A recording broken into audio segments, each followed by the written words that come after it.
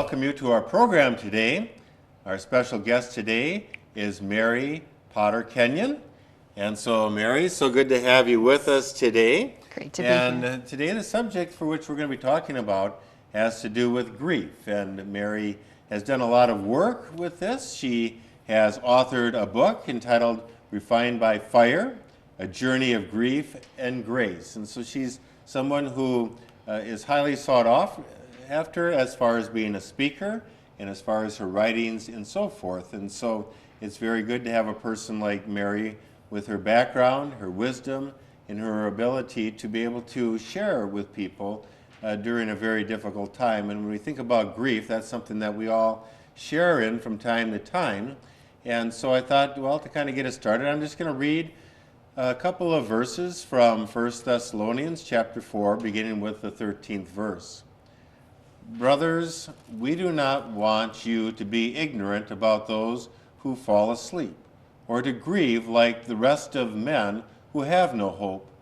We believe that Jesus died and rose again, and so we believe that God will bring with Jesus those who have fallen asleep in him.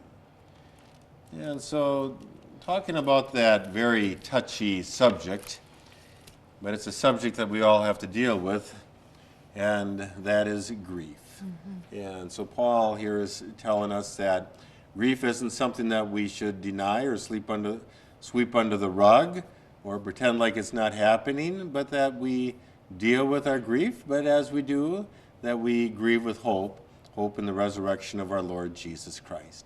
Yeah, well, so first of all, I just want to thank you, Mary, for coming on the program today. And one of the things, that you've written is an award-selling book entitled Refined by Fire, A Journey of Grief and Grace. So, yeah, now just tell us again. Now, when was the book published and how long has it been out on the market now?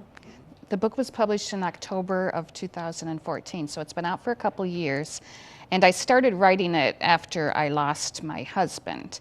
I had already lost my mother in 2010, and then lose my husband approximately 17 months later, and unfortunately facing the loss of a grandson, which he passed away from cancer 17 months after my husband died. So the writing was kind of therapy for me, but it was also a study of grief, because I thought if God made us, we're going to lose people, we're going to be grieving, well, surely he made us so that we could handle that kind of thing. And so I started studying the science of grief, and I was journaling and thinking about reading other people's stories and their books and their words who had gone down this road before me. So it's kind of a compilation of my journaling, my blogging, and this journey of walking through this dark place, because that's what grief can be for us, and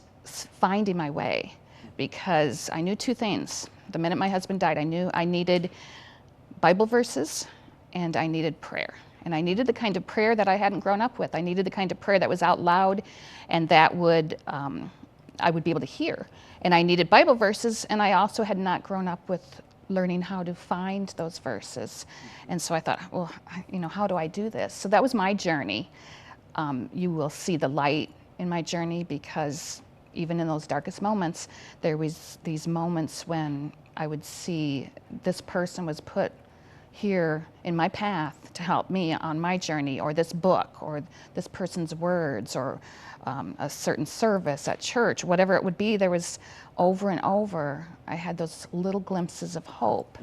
And that's what you read in that Bible verse, is that hope. And so I believe by losing three very important people in this short period of time, that now I live with my eyes on heaven, and that's the way I should have been living all along. And so I have that to look to, these people that I will see again. Yeah, so we live life, and we live life with those people that we love, and then just like that, in a matter of really a very short period of time, you lost three very significant people in your life, people who are very dear to you. And it's hard enough to lose one person, but then when you lose three, and I think the term that we use then would be compounded grief. It's like you really haven't had the chance to really go through a grief process with with your mother, and then just like that, your husband passes away, and so after a while, you must just feel like you are. It's like one big dump truck after another, just burying you with it. It's at times it felt like that, but also it's as if losing my mother and finding her notebooks and her writing after she died, and seeing what did she want for her children. She wanted her children to, right there in her writing, it's follow their talents, use their talents, and get to heaven. That was the most important thing to her, is that we each get to heaven. And so I think that started to change me, is that loss. And my mother was a very devout Catholic. She was very strong in her faith. And it felt as if I had a shift in my own faith. I mean, I wasn't following her exact path, but this woman, this beautiful, creative woman, wanted me to follow my talents, and her main goal was that her children get to heaven.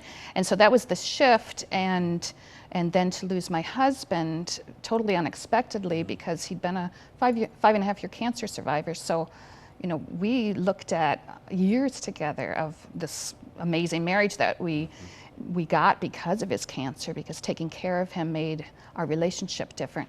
And so to lose him, that's a very, very dark place. And then shortly after, to face this loss of a child, and to see my daughter losing her child. But I knew, and I had these journals made before my husband passed away, grow old along with me. I mean, I had these journals made because our marriage was the best it had ever been, and after his cancer, because taking care of him made our marriage different. And I didn't know exactly what was I going to do with these journals. And yet the morning after my husband died, I pulled out one of these journals. Well, number one, you can't force your spouse to grow old along with you. And that's what these said, grow old along with me. The best is yet to be, is what some of the journals said. But I knew, even though I hadn't been raised to study the Bible or to dig in it for verses, I was familiar with a lot of verses from reading devotionals and that kind of thing. And the verse that talks about giving thanks in all things was what came to my mind the morning my husband died. And your first thought is, well, what can I give thanks in this? And then I thought about those 5.5 years since his cancer. I thought about the way our marriage had become. And I thought, he could have died from that cancer. I could have lost him then, when our marriage was not at a place that was the amazing way that God intended to be. So there was one thing I could be thankful for, that love and those bonus years. And so I filled like 3-4 pages in this journal of what I was thankful for. My 8 children.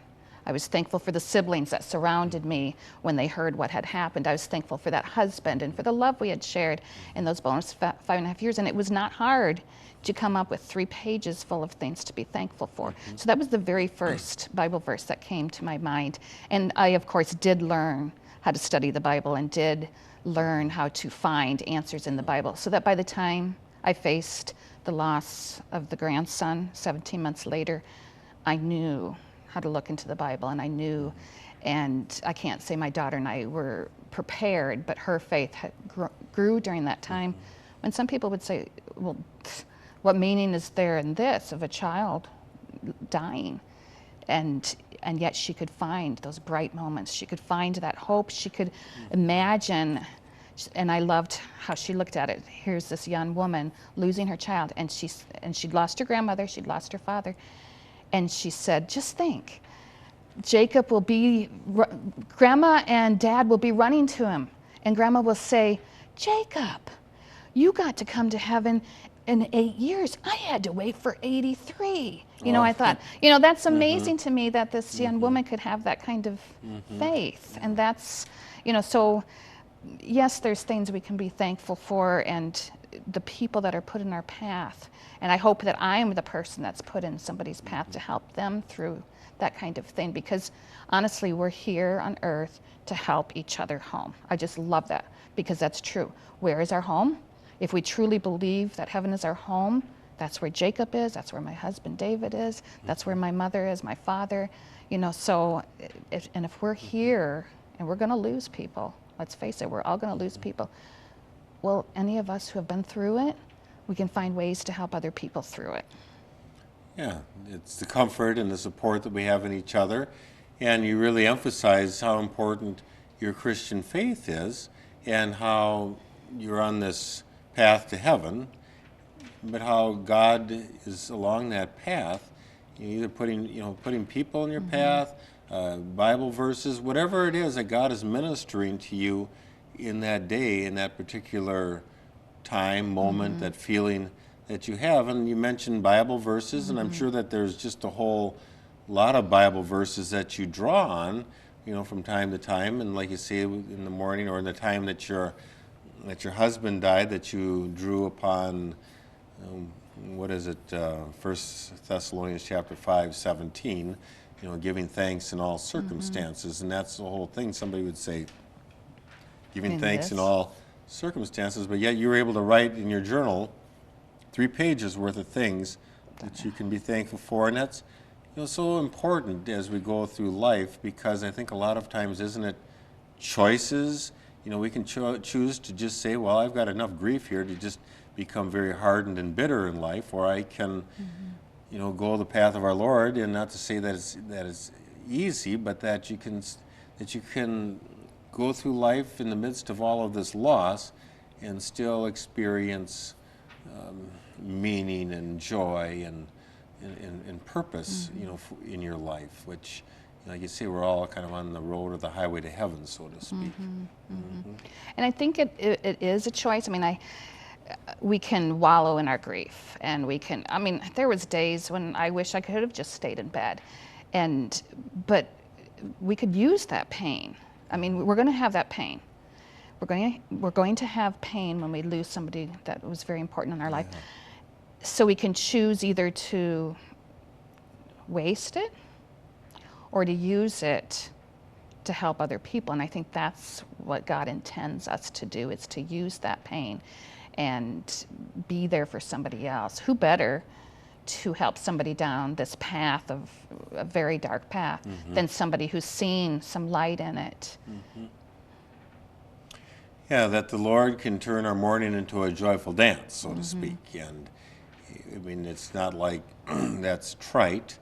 It's not like it just happens in a moment, but it happens as a result of going through the grief process. And that's one of the things that I think you really emphasize so much. And I just remember when I was younger that this whole concept of grief, and of course I'm just like everybody else, having lost some people. I think it was Elizabeth Kubler-Ross. It kind of was a pioneer in this whole thing of studying grief and learning about its stages.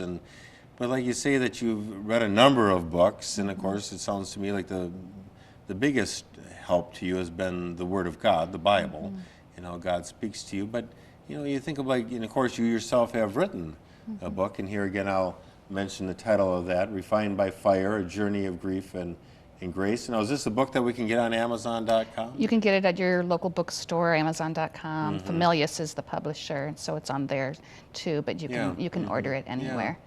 Are there any other books that you might recommend to say, well, this book was particularly helpful to me? C.S. Lewis wrote, after he lost his wife, it's actually his journal that's published, A Grief Observed, was a lot of help to me. I mean, he was real about what his grief was. And Madeleine L'Engle, who we think of as a children's author, had written a number of books where she was talking about taking care of her husband during cancer. And then the entire book, and I can't remember if it's 2-part Invention, that's one of her books, where she lost him and that grief. And I read that before I had lost my husband, and I sat there bawling and my husband even saw me bawling. He says, "What are you reading that for if it's making you cry?" Well, when we read these stories of other people's loss, I think it kind of helps us prepare. And so those 2 authors helped me a lot. H. Norman Wright also wrote about losing his spouse and that. And I read some books by non-Christians too. And the one thing that was missing, everybody mentions Joan Didion, and her book is wonderful, but there's no hope in it. There is no glimpse of hope. And Joyce Carol Oates is another famous author who wrote The Widow, and that just pulled me down. I mean, you know she's a good writer because it pulls you down into this deep, dark despair that we all are feeling.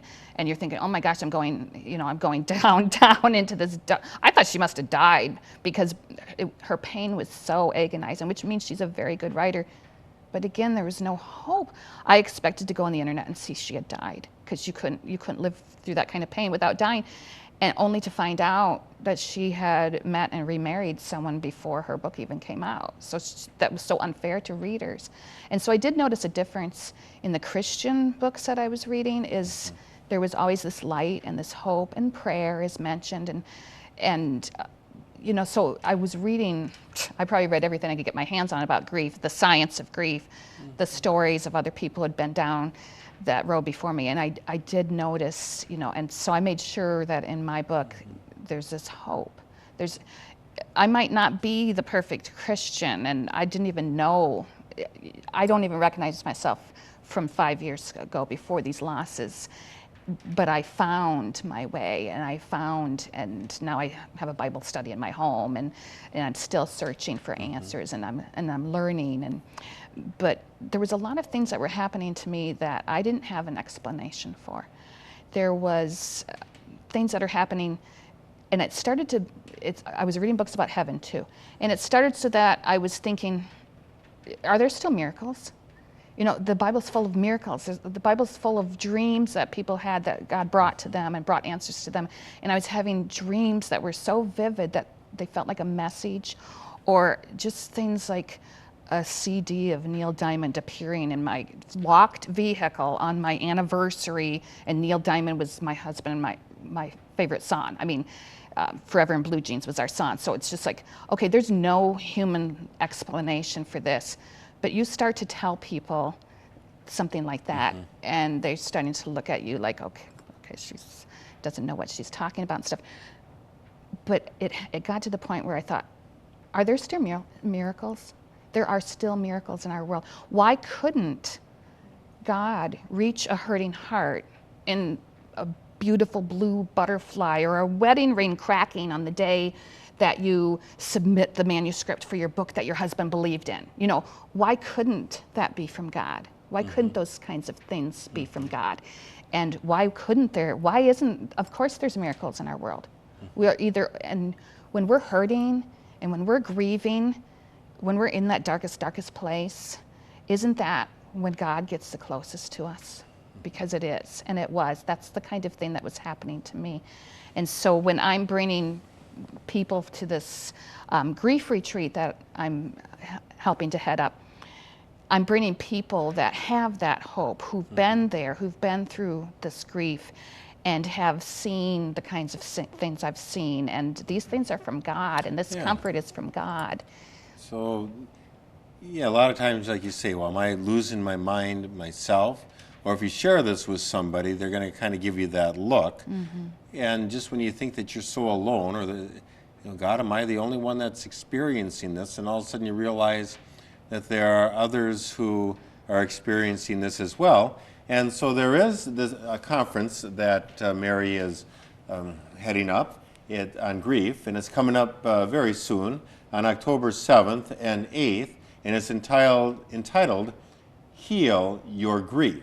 And so share with us a little bit about this conference, as far as where is it going to be, and who the keynote speaker is going to be, and why people who are grieving, which oftentimes it's all of us, why we would benefit by coming to a conference like this.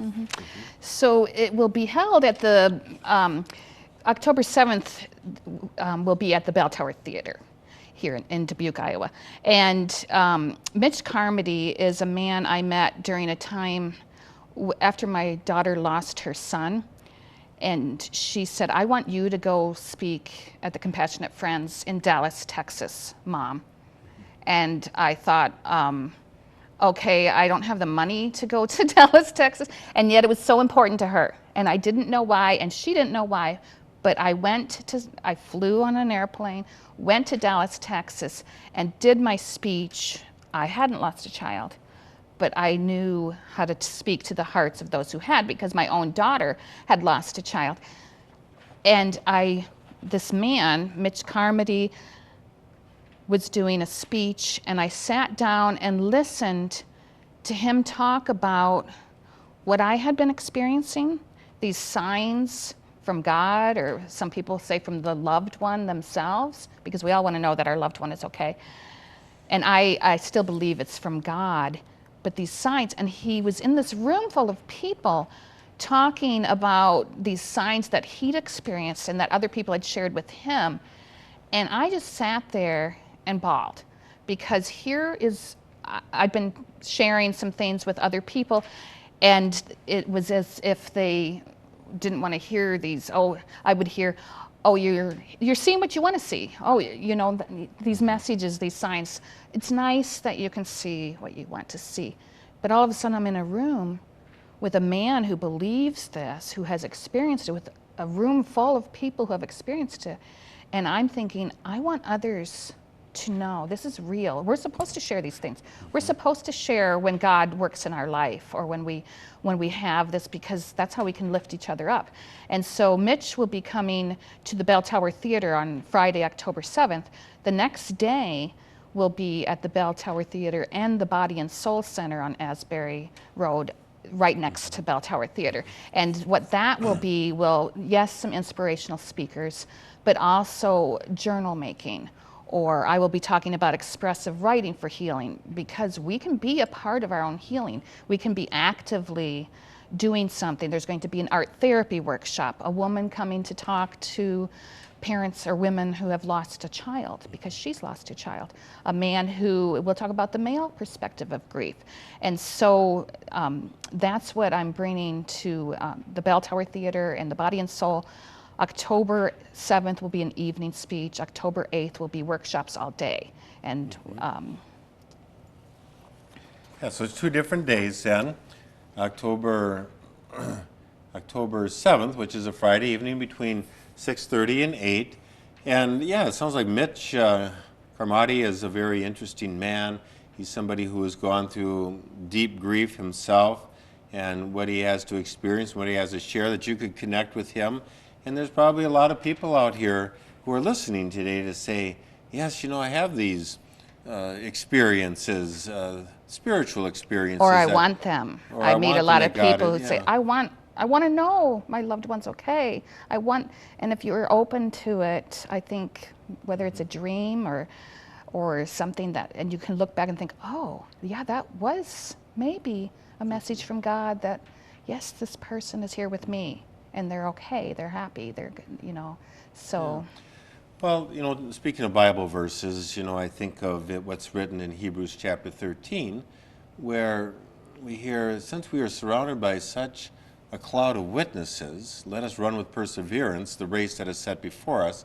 You know, talking about, well, the saints of heaven who have strove with God before us, but now are, you know, in the heavenly kingdom, but yet, according to this, you know, that they are encouraging us in this life to live the Christian life and to press on. And, you know, so it's not like it's anti-biblical to have these thoughts, or that God is working, but that there is kind of a thin veil between those who have gone before us, the saints who have gone before us, and the saints in life.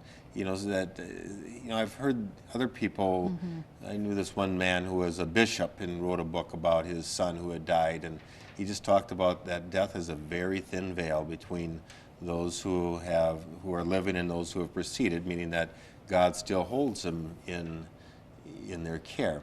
Okay, so, and then there's a bunch of lots of good workshops then on Saturday the 8th. And so things that can help us to work through our grief.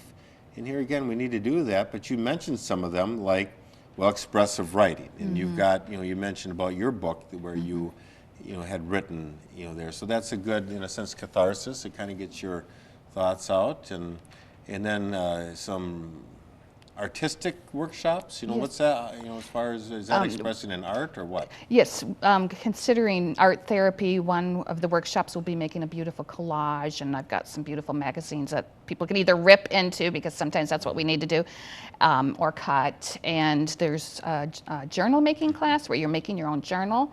And also, as I said, the woman who has lost a child will be talking, and we've got restorative yoga and some other kinds Yeah, of explain yoga. that a little bit, the yoga. Unfortunately, I don't know that much about yoga, but we've got two ladies who are offering optional yoga in the morning, and one I hear is like the beautiful, real quiet with candlelight type thing. So that would be very healing for us. So that, and we will also have an optional support group in the evening after Mitch's speech, because some people do want to sit around and talk about. So we're going to have that option too. And then as far as the expense of this, you know, what is the expense, and you know, as far as the cost of it? And The evening event is $15 to attend Mitch's speech. The all-day workshops retreat is $75. We still have 5 full scholarships available, which New York Times bestselling author Cecil Murphy has been nice enough to offer. So people can email me or contact me to apply for those scholarships, because we don't want anybody to not be able to come because of money. yeah, so that's just it. There's a cost to this, but to know that there are scholarships. And Cecil Murphy, who is a great author, he's written well over 100 books, one of them being 90 Minutes in Heaven. And so he has offered some scholarships. And so that's where, and so if a person wants a scholarship, what do they have to do to obtain one? They can email me at Mary Potter Kenyon, that's all one word, MaryPotterKenyon @gmail.com, and apply for a scholarship. And we'll have this up. Yeah, well, Mary, I just, first of all, just want to thank you for coming on our program today. And I thank you for your good work in all that you are doing. And, you know, as it's kind of like the whole idea of, I guess it's Henry Now and being the wounded healer, knowing that you're one who has been there, you've suffered, you know, the deep pain of grief and losing loved ones, but now God is using you as an instrument to bring healing to others, you know, others who are on this journey of grief. And so I would really encourage you to come to the conference, Heal Your Grief, and it's October 7th and 8th, the Bell Tower Theater, and then also at the Body and Soul. Body and Soul, and that would be on the 8th of October. And so here again, it's very important that we take the time to heal and to work through our grief, and to know that as we do, we grow stronger in the Lord, and we are also supported and strengthened, you know, in the grief networks that we, you know, certainly can have in each other. Well, thank you, Mary, and I want to thank all of you for joining us today as well.